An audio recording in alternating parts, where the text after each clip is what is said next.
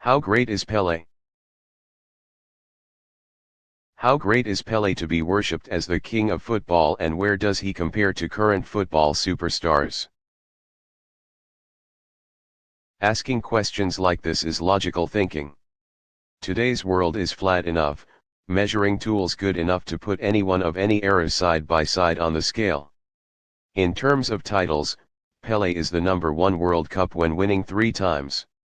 In terms of goals scored in his entire career, no one has scored as many as Pele, 1,283 goals. But also the title, Pele has never been to Europe to play football and of course doesn't know what the Golden Ball or the European Cup is. About the number of goals, no one can count Pele scoring 1,283 goals but himself, who once played football with a small notebook in his pocket to mark the goal. But football in general will not be for people who only look at statistics to evaluate Pele. The greatness of the king of football comes from the immortal anecdotes of his life and of his timeless influence. That's what makes the whole world almost stop to appreciate and remember Pele. OREI. Brazilians call Pele OREI, which means king. The football history of the country of Samba has no shortage of outstanding characters, but the top of all is Pele. Because he is the biggest turning point in the history of Brazilian football. Before Pele, Brazil was strong but not respected because there was no title. After Pele, Brazil never had to look back. The 1958 World Cup final was the first time Brazil won the World Championship, but it was also the time when Brazil created the most unexpected match in history. In the second round of the group stage, Brazil drew with England 0-0. The referee and more than 40,000 spectators on the field did not know what to do when the match ended. They didn't clap but just looked at each other in bewilderment. It was the first time the World Cup recorded a 0-0 draw in history. In those days, no one had the idea that a match could end without a goal. They see 0-0 as the death rate. Even more disappointing when Brazil was the team that contributed to this humiliating result. Brazil received a lot of criticism from home. Decisions are made immediately in the dressing room. The Brazilian coach then decided to replace the attack in the third match against the Soviet Union. 17-year-old boy Pele was started from the beginning. What did Pele do the first time he played? In the first minute, he passed the ball to Garrincha to hit the post. In the second minute, Pele hit the bar. In the third minute, Pele and Garrincha combined before the ball reached Vava and the goal for Brazil. Pele, center, won the 1958 World Cup at the age of 17 after scoring 6 goals throughout the tournament, including a hat-trick in the semi-finals and a brace in the final. Before the tournament, Pele was only considered a substitute. The Soviet goalkeeper at that time was the legendary Lev Yashin. But at 17, Pele is not afraid of anyone. Pele is the inspiration for Brazil to go all the way to the championship with destructive form. The king of football scored a hat-trick in the semi-final against France and went down in World Cup history to this day as the youngest player to score 3 goals in a World Cup match. In the final, Pele's Brazil beat Sweden 5-2. He scored a double. It remains the most goal final in the World Cup's 92-year history. From the threshold of creating a dead match, Brazil reborn with Pele inspiration to win the World Championship for the first time. It was not until the 6th World Cup in history that Brazil became the champion. But when the World Cup reached the milestone of 9 times, Brazil had 3 times to the top of the world. All came with Pele. Before Pele, Brazil was an unreal football powerhouse. With Pele, Brazil became the king of the football village.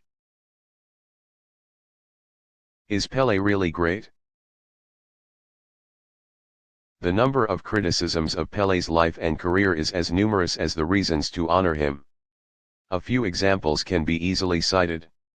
1. Pele actually contributed to only 2 Brazilian championships. In 1962, Garrincha alone dragged Brazil to the championship and Pele was injured in the opening match. 2. Pele was born and played in a very primitive football era. With the tight play today, Pele's record of 1,283 goals and his 3-time World Cup won't be repeated. These comments are not wrong. But Pele's life has too many great details to talk about instead of just looking at these kinds of controversies. Example, the owner of the shot that created the greatest save in World Cup history was Pele. Reverse the question, if it wasn't Pele's finish, would Gordon Banks' save be considered the greatest? More precisely, because Pele was the one to finish, Banks' save became the greatest. The assist for the most beautiful collective goal in World Cup history is also Pele. To this day it is still the standard of what is called beautiful football. The ball passed all 11 Brazilian players before reaching Pele's feet. OREI passed as if playing for Carlos Alberto to set the score 4-1. It's the World Cup final. If you have to argue, readers can recognize the following: in the 60s and 70s, football was primitive but also very violent. The coach of the team facing Pele once emphasized to the players, if you can't stop it, why don't you try to break his, Pele, leg?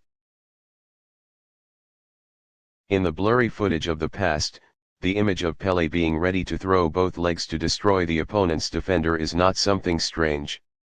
Today's attacking superstars are protected by law, but the Pele of the past is not. Long before Pele's death, the football world passed on videos of the football king demonstrating the famous techniques of today's famous players since the 60s of the last century. From Lionel Messi, Cristiano Ronaldo, Ronaldo Fat, Ronaldinho, Zinedine Zidane, all of them are almost just repeating the technique that Pele has brought to the top from the years when TV only received black and white signals. In 1975, when Pele came to the US to play football for the New York Cosmos at the age of 35, the New York Times unmasked the secret of the king of football. Pele plays football and competes with a heart rate of 55 to 58 beats per minute. The average athlete, even the elite, does this at 90 to 95 beats per minute. Pele's field of vision is 30% better than the average person. Pele can run 100 meters in more than 11 seconds. Pele's feet are parallel to each other, with the heel bone being rated as extremely strong. After assessing Pele's skeleton, muscles, and nervous reflexes, medical experts made the following statement: with all activities, both physical and mental, Pele can become a genius. Even when he switched to playing volleyball or basketball at the age of 35, Pele was considered qualified to become a great athlete.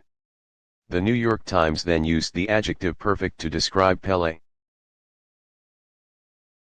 Very different from Lionel Messi, who was born without growth hormone, different from Diego Maradona, who struggled with his once obese body, different from Cristiano Ronaldo, who has to work extremely hard every day to maintain perfect body. Pele was born with a skeleton, muscles, and concentration as given by God. If one had to find the ultimate symbol for football as a sport first, no one would be more apt than Pele. That could also be a reason why Pele is called the king of football. The idea of the highest peak of football, first of all, still has to be a person with athletic ability that surpasses the rest. That, along with endless anecdotes about talent and influence, is the reason why Pele is considered the king of football. What is the legacy Pele left for the football world? All that the football world is having contains more or less a silhouette of Pele. Before Pele, football was just a sport. After Pele, football is forever king. To a certain extent, Pele is football. Goodbye, OREI.